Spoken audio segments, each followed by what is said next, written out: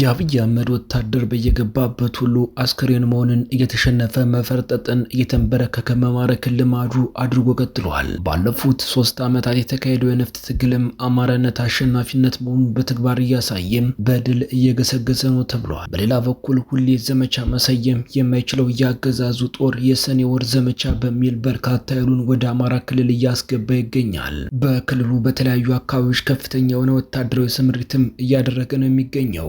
ሰላም ጤና ይስጥልኝ የተወደዳችሁና የተከበራችሁ በመላው ዓለም የምትገኙ የሚዲያችን ቤተሰቦች እንደምንቆያችሁን አሁን ለሰዓቱ መደመጥ ያለባቸውንና ትኩረት የሚሹ በርከት ያሉ መረጃዎችን ይዘን ቀርበናል። እናንተም እስከ ዝግጅታችን ፍጻሜ አብራችሁን እንድትቆዩን በአክብሮት እየጋበዝን አሁን ቀጥታ ወደ መረጃዎቹ እናልፋለን። በያዝነው ሰኔ ወር የሰኔ ዘመቻ በሚል በአማራ ክልል በተለያዩ አካባቢዎች ከፍተኛ የሆነ ወታደራዊ ስምሪት እየተደረገ ነው የሚገኘው። ባለፉት 2 ሳምንታት በተለያዩ አካባቢዎች የነበረው ወታደራዊ ስምሪት የአየር ኃይል ቅኝትና የድሮን ጥቃቶችና የድሮን ስምሪቶችን ጨምሮ ዛሬም በተለየ መልኩ ከፍተኛ የሆነ ወታደራዊ ስምሪት እንዳለ የወጡ መረጃዎች ያሳያሉ። ሰሞኑን በማዕከላዊ ጎንደር፣ በሰሜን ጎንደር እንዲሁም በተለያዩ አካባቢዎች ከፍተኛ ዘመቻዎች እየተደረጉ መሆናቸው ይታወቃል። ዛሬም በጎንደር ቀጠና ያለው ከዚሁ ጋር የተያያዘ ነው። ይህን ውጊያ ተከትሎ ከደባርቅ ወደ ጎንደር ያለው የትራንስፖርት እንቅስቃሴ ስለመቋረጡም የሚገልጹ መረጃዎች አሉ። በወሎ ቀጠና በሰሜን ወሎ ደጋማ አካባቢዎች መቄት፣ ዋድላ፣ ደላንታ፣ ዳውንትና አካባቢውን ጨምሮ የደቡብ ወሎና የሰሜን ወሎ አዋሳኝ እንዲሁም እስታይሽን ጨምሮ ከፍተኛ ወታደራዊ ስምሪት ነው ያለው። ከባለፉት 5 ቀናት ጀምሮ በተመሳሳይ እንደዚሁ በደቡብ ወሎና ሰሜን ወሎ ቆላማ አካባቢዎች አምባሰልና አካባቢ ወረባቦ ከሐይቅ እስከ መርሳ ባሉት ቀጠናዎችም ተመሳሳይ ወታደራዊ ስምሪቶች የእግረኛ እንዲሁም የመካናይዝድ ጭምር ስምሪቶች መኖራቸው መረጃዎች ገልጸዋል። በምዕራብ ወሎም 5ኛ ቀኑን የያዘው በተለይ በአማራ ሳይንት ተድባ መማሪያምና አካባቢው ዘመቻዎች ቀጥለዋል። በተመሳሳይ በጎጃም ቀጠና በደጋዳሞት ቀጠና ደጋዳሞትን ማዕከል አድርጎ በተለያዩ አካባቢዎች እንዲሁ ተከታታይ ዘመቻዎች ቀጥለዋል። 4ኛ ቀኑን የያዘም ከሞጣ እስከ ደጋዳሞት ዘመቻ አለ። ከሞጣና ከደጋዳሞት መካከል በሚገኙት በአዴት፣ በጎንጂ ቆለላ፣ ዋሸራ አካባቢ ወደ አስቶሬ እንዲሁም በደጋው ደባይ ጠላት አካባቢን ጨምሮ ከፍተኛ ወታደራዊ ስምሪቶች መኖራቸው ይታወቃል። በዋሸራ በኩል የነበረው የመከላከያ አድማ ብተናና ሚኒሻ ኃይል ደጋዳሞት ሲወጣ ጠር ማርያም ተብሎ በሚጠራው ቦታ ላይ ለሰዓታት የቆየ ውጊያ መደረጉም ተገልጸዋል። እዚሁ በደጋዳሞት ቀጠና በቋሪትና ደጋዳሞት አዋሳኝ በሆኑ አካባቢዎች ተጨማሪ ዘመቻዎች እየተደረጉ ነው። ወደ ሐሙስ ገበያና አካባቢ የሞርተር የዲሽቃ ድብደባዎችም ተደርገዋል።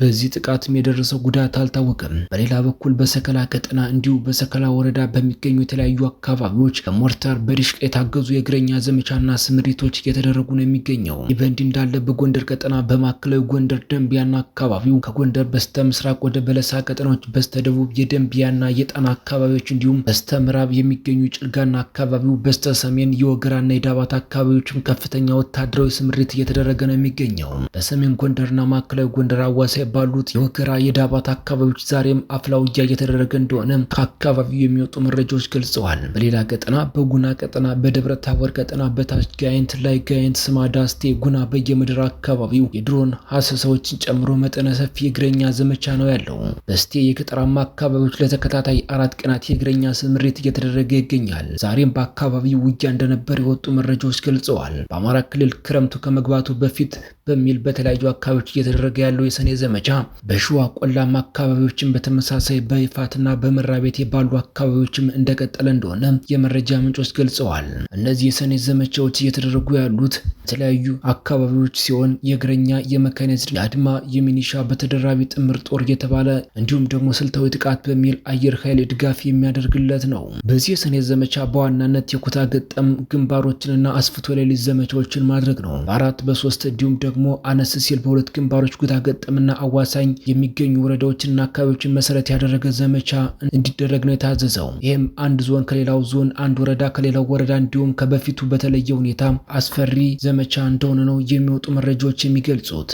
ይህም አልፎ አልፎ ስልታዊ ጥቃት በሚል የአየር ጥቃት ለእግረኛ ሽፋን እየሰጠ እንደሆነ ሰሞኑን በተለያዩ አካባቢዎች ያሉ መረጃዎች ያሳያሉ። ወደ ጎንደር ቀጠና ስንመለስም በሰሜንና በማዕከላዊ ጎንደር አዋሳኝ ቀጠናዎች ከአራት አቅጣጫዎች የተሰነዘረ መጠነ ሰፊ ጥቃት ተከትሎ በአካባቢው ከባድ ውጊያ እየተደረገ ነው።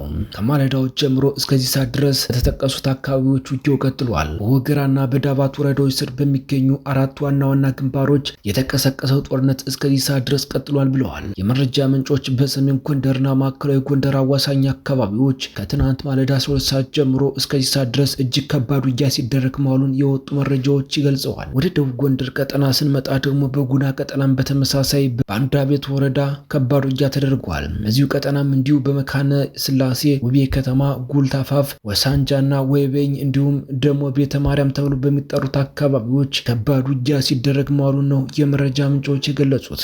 በሌላ በኩል አረጋ ከበደ ታጣቂዎችን የተቀላቀሉ ከስራቸው ተሰናብተውና ተሰደው የነበሩ ሰራተኞችን ወደ ቦታቸው እንዲመለሱ ወስኛለሁ ብሏል።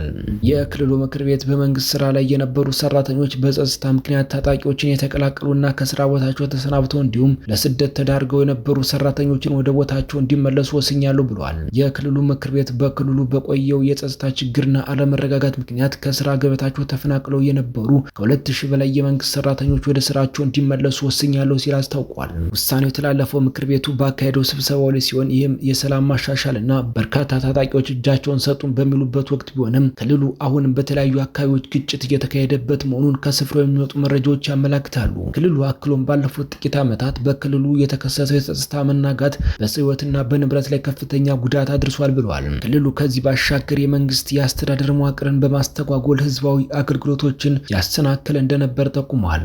መግለጫውም የአማራ ህዝብ ጥያቄ እመልሳለሁ በሚል በተሳሳተ እሳቤ ጽንፈኛ ቡድኖች በቀሰቀሱት ግጭት በስትራቴጂካዊ የሀገር ጠላቶች እየታገዘ ከፍተኛ ጥፋት ፈጽመዋል ብሏል። እዚህ ሳቢያም በርካታ የመንግስት ሰራተኞች የስራ ቦታቸውን ጥለው መሰደዳቸውንና ታጣቂዎችን እንደተቀላቀሉ ጠቅሷል። ምክር ቤቱ ባሳለፈው ውሳኔ መሰረት በድምሩ 2167 ሰራተኞች ወደ መደበኛ ስራ መደባቸው እንዲመለሱ የተወሰነ ሲሆን ተመላሾች ደግሞ በመንግስት የተባረሩና ታጣቂዎችን የተቀላቀሉ ናቸው ብሏል።